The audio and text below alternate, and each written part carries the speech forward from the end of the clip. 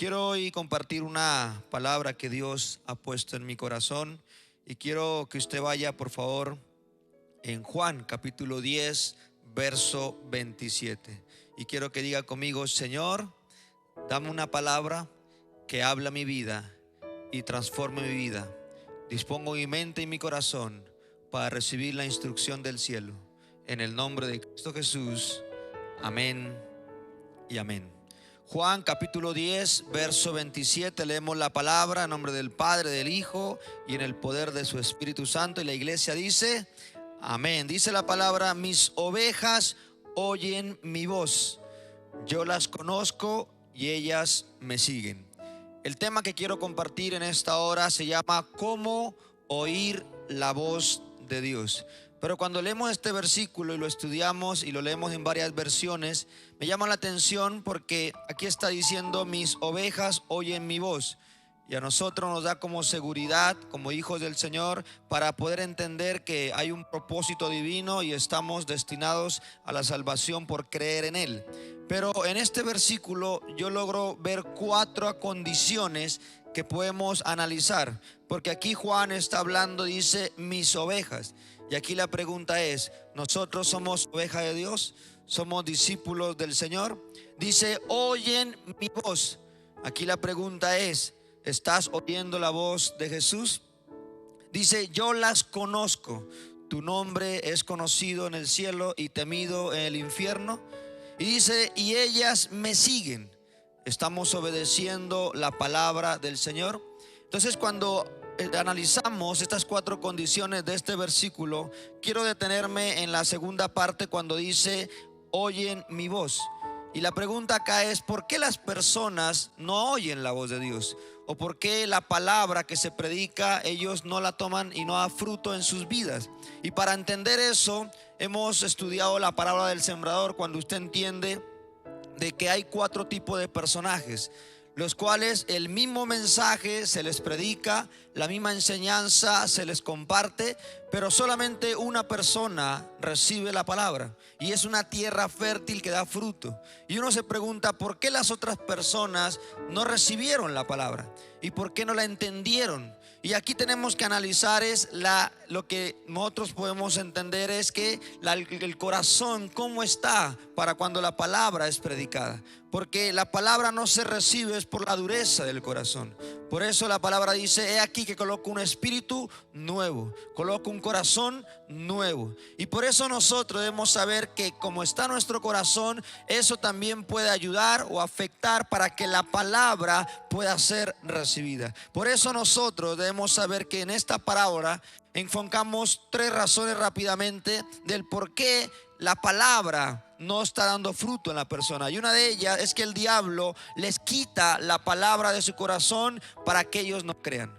Entonces lo que el enemigo hace es colocar incredulidad en nosotros para que cada palabra que se lanza de este altar, cada predicador, cada hombre de Dios, cuando enseña la palabra, el enemigo aprovecha cuando hay corazones duros de que usted no crea lo que se le está predicando, que usted no crea lo que la palabra de Dios dice. Otra razón que en esta parábola podemos encontrar es que no tienen raíces, y por eso cuando no hay raíces son personas emocionales, y cualquier situación de la vida lo que hace es olvidarse de la enseñanza o la palabra profética que fue lanzada a tu vida. Y otra razón es que la palabra es ahogada. Entonces mira lo que dice Marcos capítulo 4 verso 15 en la Nueva Versión Internacional. Dice: algunos son como los sembrados junto al camino, donde se siembra la palabra, pero tan pronto la oyen. Mire lo que dice, subraya en su Biblia, y usted que está ahí por la virtualidad, dice: apenas tan pronto oyen la palabra,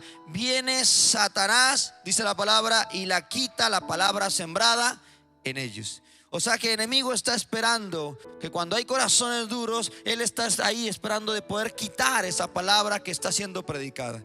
Por eso nosotros debemos revisar cómo está nuestro corazón. Por eso la palabra dice: guarda tu corazón, porque él mana la vida. Levanta tu mano derecha, diga conmigo: Señor, si hay dureza en mi corazón y no permite que la palabra dé raíces, dígalo conmigo: hoy mi corazón es un corazón nuevo, un espíritu enseñable, para que cada palabra dé fruto en mi vida porque el evangelio y la palabra transforma mi vida en el nombre de Jesús. ¿Cuánto lo creen?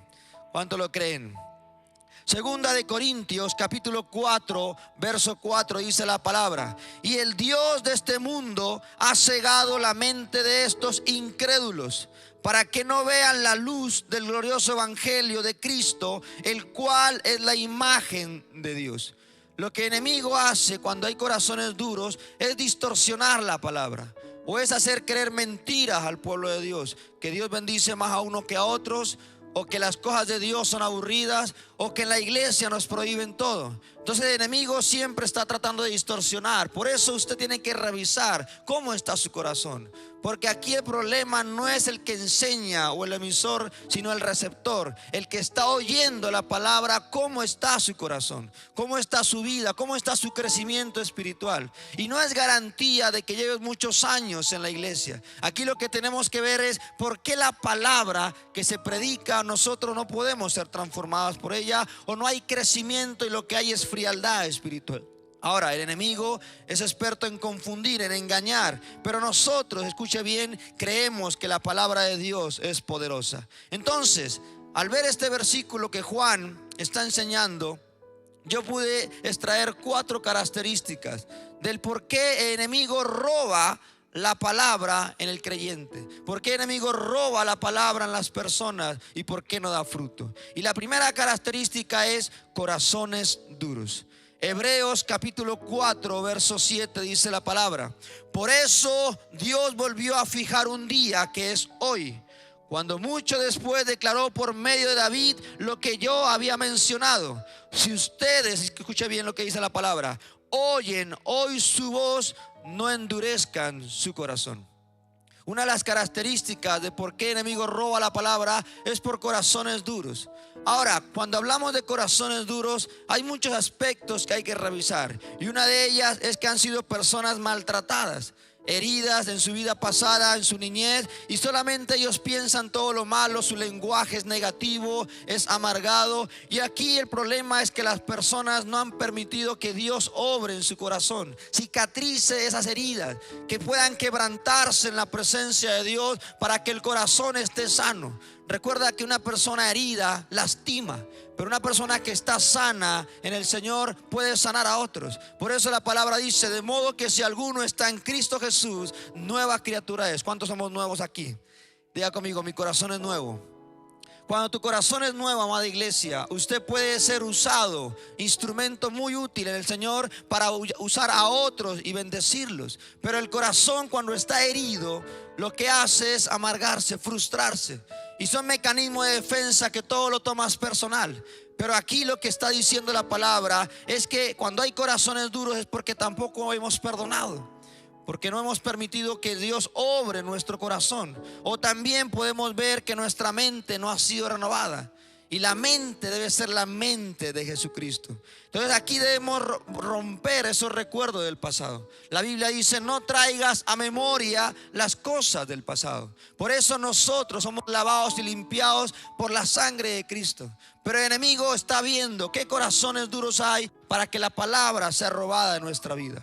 La segunda característica que podemos encontrar es que hay personas que oyen el mensaje pero no lo entienden. Oyen la palabra pero no la entienden. Leen la palabra pero no la entienden. Y no le piden al Espíritu Santo entendimiento. No le piden al Espíritu Santo poder entender y ser sabios para poder recibir la instrucción del cielo. Mira lo que dice en Mateo capítulo 13 verso 19. Cuando alguien oye la palabra acerca del reino y no la entiende, viene el maligno y arrebata lo que se sembró en su corazón. Es tremendo.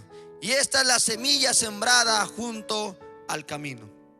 Porque una cosa es creer la palabra y otra cosa es entenderla.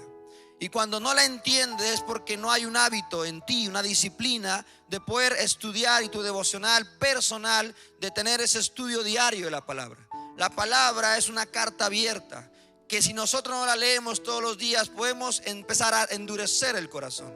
Por eso usted tiene que entender que esto es una disciplina diaria, y esto es para valientes y guerreros en el nombre de Jesús. Pero usted tiene que tener la disciplina de leerla y estudiarla.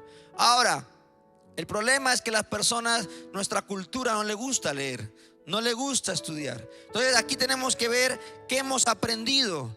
Cuando dice, uy, qué palabra tan poderosa, de qué predicó, no me acuerdo, pero buenísima. Ahora, aquí hay que revisar por qué a veces las palabras, las enseñanzas no las entendemos, o por qué no se nos queda en nosotros para poderla aplicar y ponerla por obra. Yo le hago una pregunta: ¿usted qué aprendió en el colegio? ¿Qué materia se acuerda de lo que usted aprendió?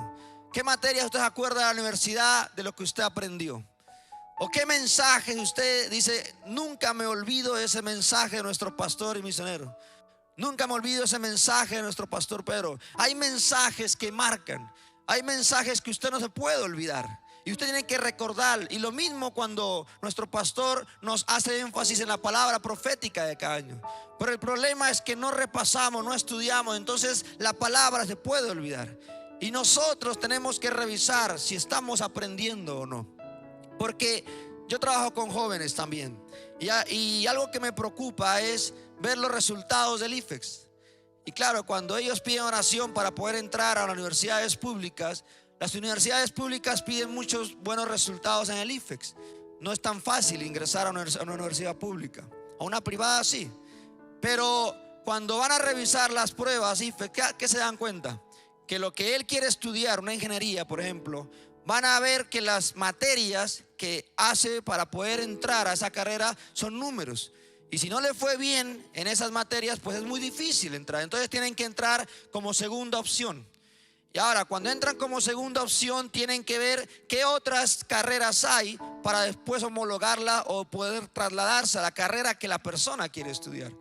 Entonces ahí uno dice a los jóvenes, ¿qué aprendieron? Porque las pruebas IFE, las pruebas ECAES, cuando uno se gradúa de la universidad, son autoevaluaciones para ver qué aprendí. Y no todas las materias o todo lo que te preguntan en el examen, que ahora hoy en día es solamente una mañana, la hora del examen, no es todo lo de la carrera. Son preguntas hasta cultura general. Son preguntas que no le hacen de lo que uno debe haber aprendido. Entonces aquí hay que revisar por qué la palabra o por qué lo que yo he aprendido no me acuerdo, o por qué no estoy teniendo esa disciplina en el estudio. Entonces nosotros en el ministerio es lo mismo. La ruta académica que nuestra iglesia tiene, hay que cumplirla, hay que hacerla. Yo le motivo mucho a la red, la cual superviso, de que no es solamente el bautismo en agua, es el primer paso. De ahí viene el discipulado 2. Hace el domingo se graduaron 17 personas de discipulado 2 y 3 de escuela. Y yo les insto a ellos al liderazgo. Hay que ir por más. Nuestro pastor siempre enseña, vamos por más.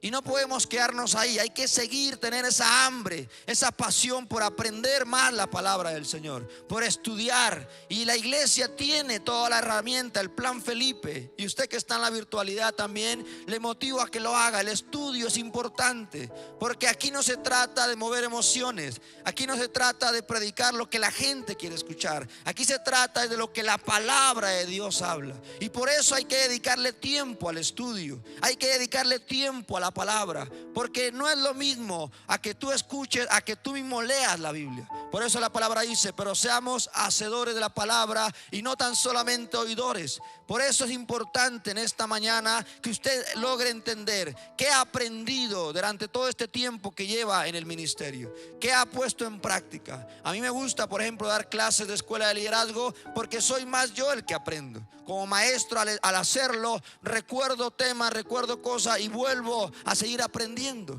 Porque la Biblia y la vida se trata de aprender. Si usted hoy no aprende algo, se va estancando. Y aquí lo que está diciendo Juan es la importancia de estudiar, la importancia de poder avanzar en las cosas de Dios. Diga conmigo, Señor, dame disciplina para poder seguir creciendo en el estudio de tu palabra. Diga conmigo, Señor, dame la sabiduría para llenarme más de tu palabra, porque la palabra es lo que transforma, lo que cambia vidas. En el nombre de Jesús, diga, conoceré la verdad y la verdad hará libre. Por eso, Dios, entre más palabra haya en mi vida, más podré dar palabra de esperanza. Mi vocabulario cambiará, porque las personas querrán escucharme, porque siempre habrá una palabra de esperanza, de aliento y un consejo sabio en el nombre de Jesús. Amén. Ya me dale un aplauso a Dios si usted lo cree. Gloria a Dios, aleluya. La Biblia dice en Proverbios 2:1: hijo mío, si haces tuyas mis palabras y atesoras mis mandamientos. Mire lo que dice Proverbios, que usted atesore las palabras, los mandamientos. Mire lo que dice Proverbios 2:2: si tu oído inclinas hacia la sabiduría y de corazón te entregas a la inteligencia, afina tu oído al mensaje, acércate a Dios para afinar tu oído y enderezar tus caminos. Y el mismo apóstol Santiago dice: y el que necesite sabiduría, pídele al Padre, que Él regala abundantemente. Tercera característica: somos tierra buena, pero hay piedras y rocas que no permiten que echen raíces en el creyente. Por mi cuadra estaban cortando los árboles y nos decía que cuando uno deja que los árboles crezcan mucho, las raíces son muy grandes y rompen andenes, baldosas, cemento, y hay que cortar, y entre más crezca pues es más difícil y puede hacer daños. Así debe entender usted en su vida. ¿Qué raíces hay? Hay raíces fuertes.